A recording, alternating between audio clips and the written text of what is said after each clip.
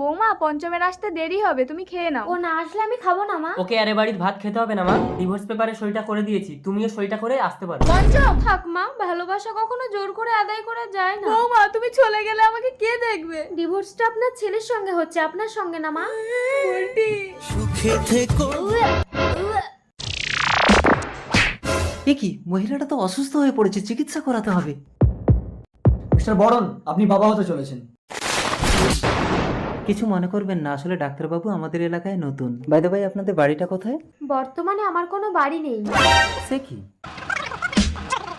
আমাকে একটা কাজ খুঁজে দেবেন? না না, এই অবস্থায় আপনাকে কাজ করতে হবে না, এই বাড়িতে আমি একা থাকি, আপনি এখানে থাকুন, আমি আপনাকে খেটে খাওয়াবো। আপনি একা থাকেন, লোকে তো আমাকে বদনাম দেবে। এসো আমরা নতুন সম্পর্ক গড়ি 10 বছর পর। মা আমি খেলতে যাচ্ছি। না একদম যাবি না, আমি কাজে যাচ্ছি। মানুষটা বাড়িতে একা আছে শোনাই। সেদিন গাড়ির চাকাটা আমার পায়ের উপর থেকে না গিয়ে আমাকে পিষিয়ে দিলে ভালো হতো।